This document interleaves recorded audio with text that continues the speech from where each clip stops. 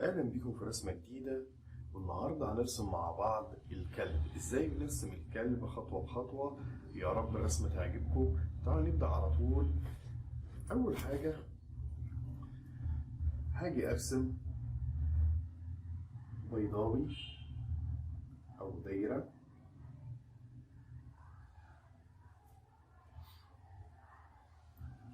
كده كبير، وده هنعتبره ان هو البق بتاع الكلب. تعال نرسم بقه اللي جوه. هنرسم كده قوس، ونرسم لسانه، ونيجي نرسم مناخيره كده. طيب تعال نرسم راس الكلب. راس الكلب هيبقى بيضاوي كبير من بره البق بتاع الكلب، بيضاوي كبير زي ما انا برسمه كده. كده راس الكلب. طب عينين الكلب فين؟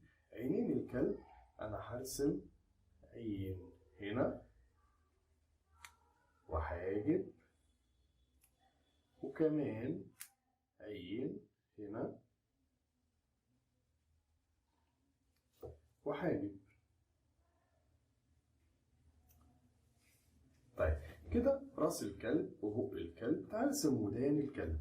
ودان الكلب هاجي من هنا وارسم ودن،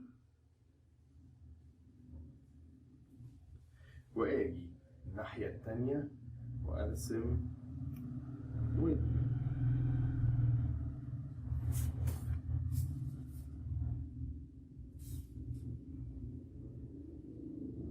كده انا رسمت ودان الكلب بتاعي. طيب ارسم جسم الكلب ازاي؟ هاجي من هنا من عند البق من هنا، واجي ارسم قوس كبير لحد هنا، واجي الناحية التانية ارسم قوس كبير زي ما عملت هنا. طيب ماشي، وبعدين اعمل ايه؟ ممكن اجي ارسم رجل الكلب، ارسم قوس كمان هنا، والف اكني بلف دايره.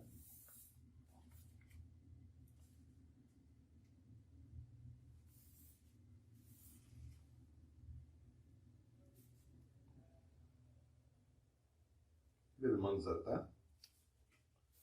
والناحيه التانيه نفس الموضوع، هاجي ارسم قوس والف اكني بلف دايره كده. هكذا رسمت رجلين الكلب. هاجي ارسم رجلين اللي ورا، هاجي اعمل اكني برسم دايره من هنا لهنا. ونفس الموضوع الناحية التانية، هرسم من هنا لهنا. طيب كده ناقصني ايه؟ ناقصني ان انا احدد جسم الكلب اخره فين. جسم الكلب معايا هيبقى اخره لحد هنا، واجي ارسم ديل الكلب. ديل الكلب اهو كأني برسم موزة كده. انا خلصت الكلب بتاعي ورسمة الكلب بتاعي بسيطة خالص، مفيهاش اي حاجة. اتمنى انها تعجبكم. طب تعالى دلوقتي اما نيجي نلون الكلب بتاعنا. تعالى نشوف هنلونه ازاي. انا همسك اللون البني بتاعي وهلون ودان الكلب. الودان هاجي ارسم الودان بتاعته كده او الونها.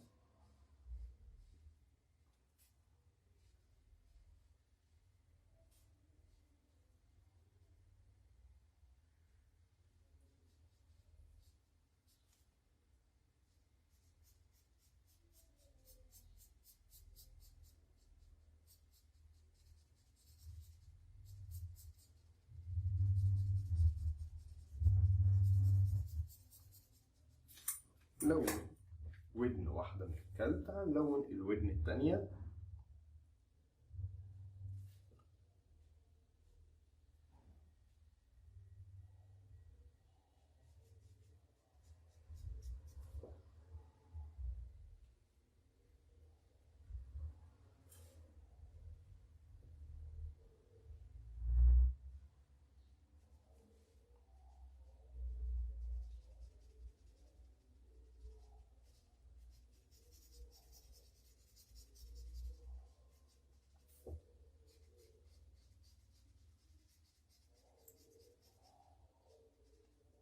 كده أنا لونت الودنين بتوع الكلب.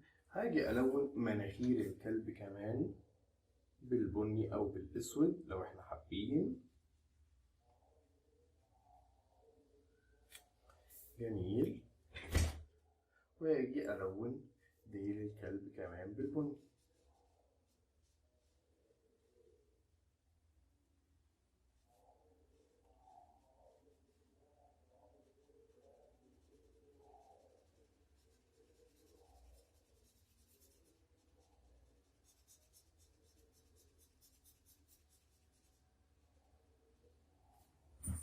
طيب تمام. هعمل ايه تاني او هلون ايه تاني؟ هاجي امسك اللون الاحمر والون لسان الكلب.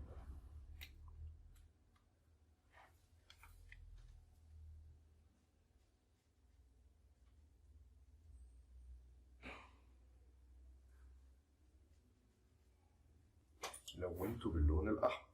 طيب هاجي احدد عينين الكلب اللي احنا عملناها وامسك اللون الاسود وابدا اعمل العينين بتوع الكلب تاني اهو، والعين التانية، وحاجب اتنين. طيب هاجي احدد الراس بتاعت الكلب باللون الاسود كده، واحدد البق بتاع الكلب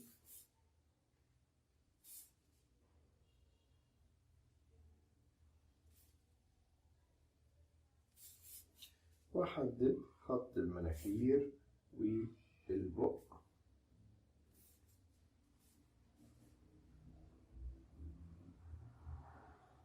كده، واكمل البق بتاعه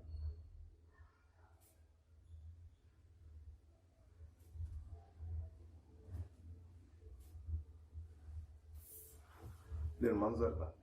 طيب هاجي الون جسم الكلب، اللي عاوز يلونه ماشي، اللي مش عاوز يلون الجسم برضه مفيش مشكله. امسك تاني اللون البني واجي على رجول الكلب وابدا اني الونها.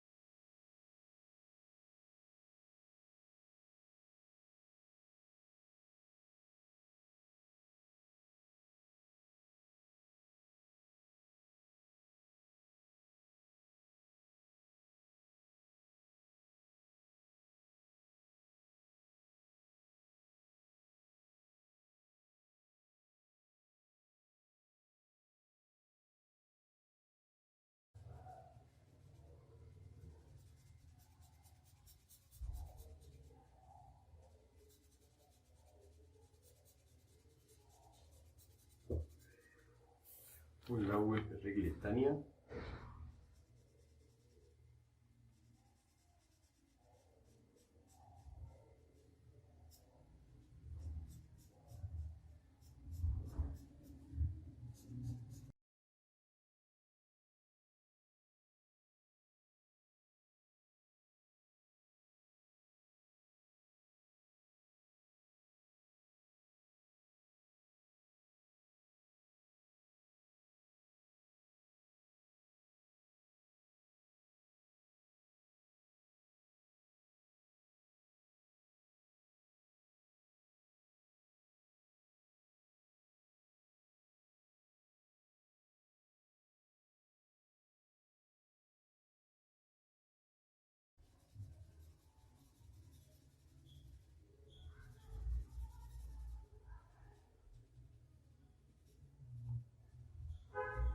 وبكده انا لونت الرجلين اللي قدام. تعالوا نشوف الرجلين اللي ورا نلونها كمان بس نلاحظ ان احنا هنحدد باللون الاسود ما بين الرجل دي والرجل اللي قدام.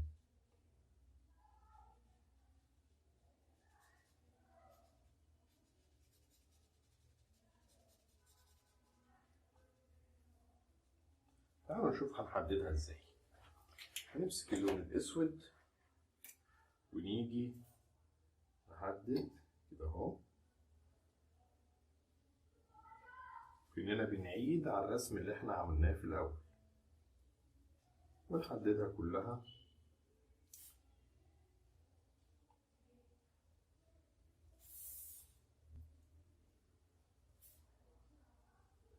نحدد الرجل من بره، ونحدد كمان الديل.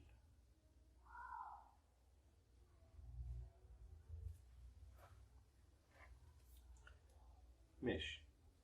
فهنرسم الرجل التانية بتاعتنا.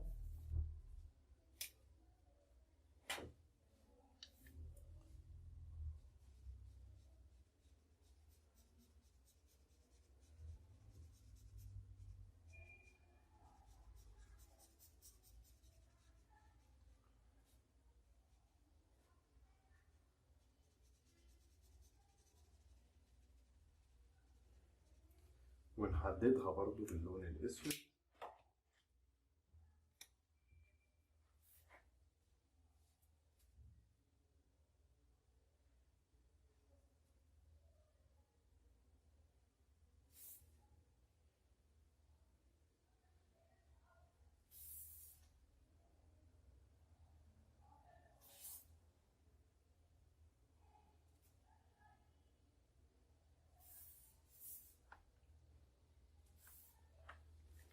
وبكده احنا رسمنا الرجلين، او لونا الرجلين اللي قدام ولونا الرجلين اللي ورا. تعالوا كمان نحدد المناخير، ولو حابين ممكن نعمل المناخير كمان باللون الاسود زي العين كده. تعالوا نعملها باللون الاسود اهو.